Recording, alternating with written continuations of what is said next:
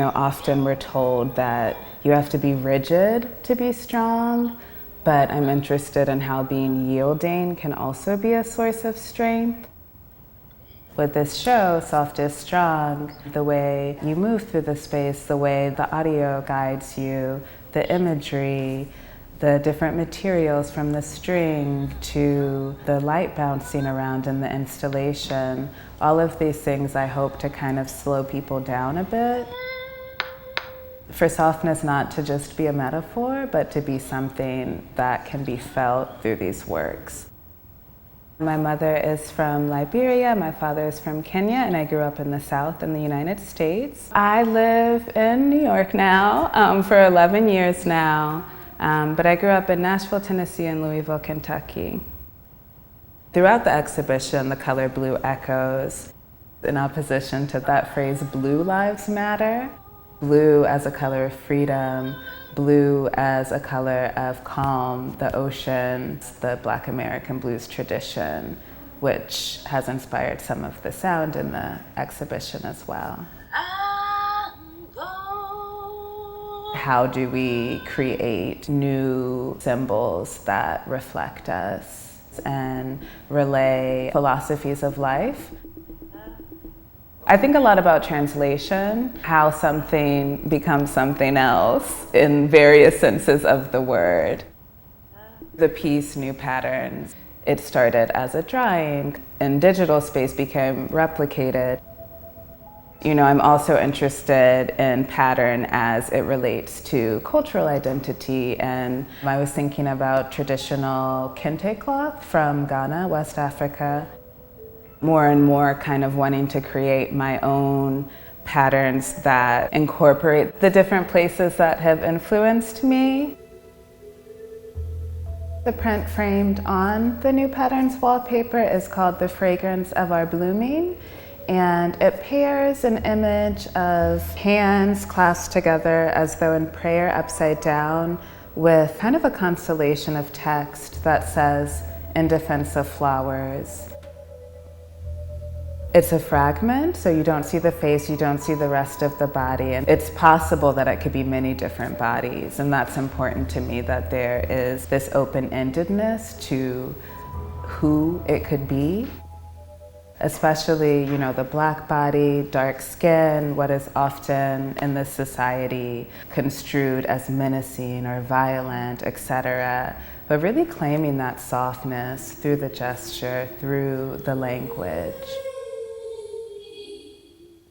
The piece She Gathered Me was actually made over a few years. I have been accumulating footage and recording audio in different places, thinking about home and refuge and belonging.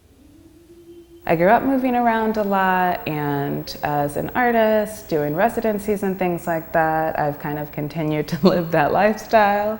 And so I was interested in kind of tracing the African diaspora across different places.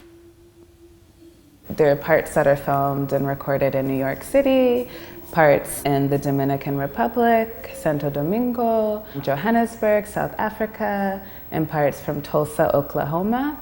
And all of these places have different complex histories in relation to African diasporic people living and struggling and thriving.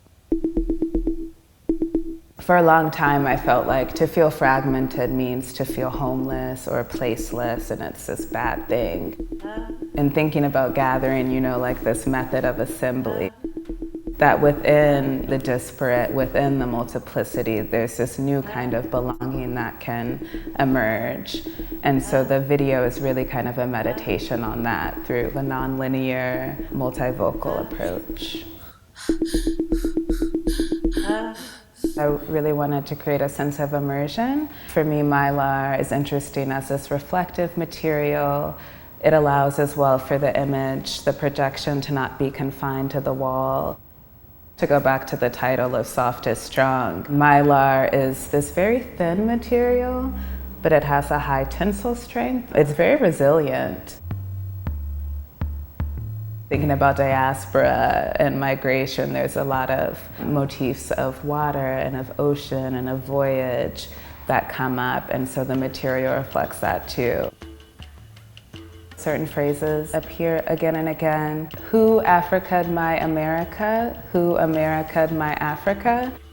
You know, thinking about history, thinking about mobility, forced and chosen migration, and these sorts of things. African American as a term with the little hyphen, I've always been like, okay.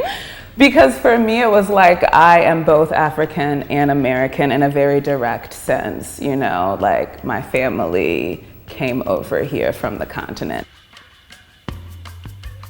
You know, this idea of something soft as sound, something as ephemeral as someone's voice coming into play and suggesting this very strong link to a past that one is originated from. It transports the viewer to a place that's much more tranquil, of someone who is not in a rush, someone that has time to really consider the multiple perspectives that are in Miatta's work. So here in the main gallery are 3 pieces made from blue cotton thread, cowrie shells, and copper wire. I almost see them as drawings on the wall through material, also as kind of abstract language, especially with Blue Mantra, the piece behind me, that has these individual threads, this idea of diaspora, and what it means to then bring things back together, make new connections. Cowrie shells used to be used as currency, both in East and West Africa. There's this relationship to value or of mattering. I was thinking a lot about root systems and waterways and lines on a map, cartography. Often in exhibitions, there's no place to sit, and I think it's important for people to be able to rest. A rocking chair for me is like a place of rest, a place of thinking.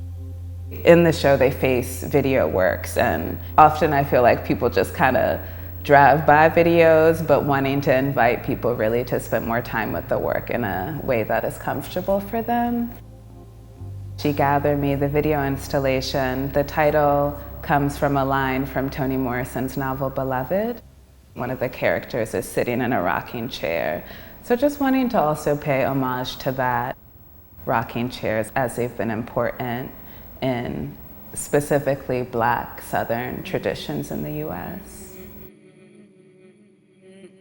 The video diptych is called Afmerica, with the F in parentheses, so thinking about Africa, America put together.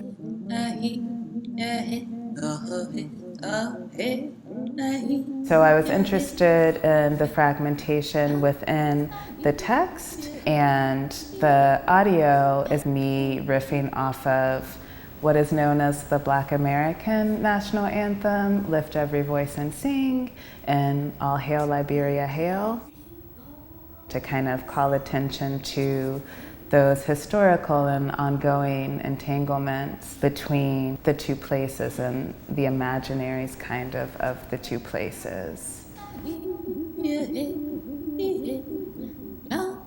Reflecting on the uprising, the Black Lives Matter movement gaining steam, different notions around safety in terms of health, in terms of body and race and identity, and all of the things kind of combining.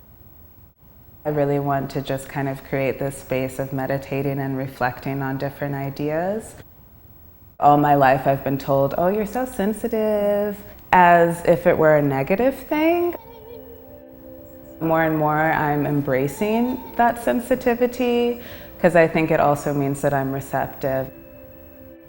What it means to deliberately be soft, to claim it, refusing to be hardened by those difficult things that I contend with, that we all contend with.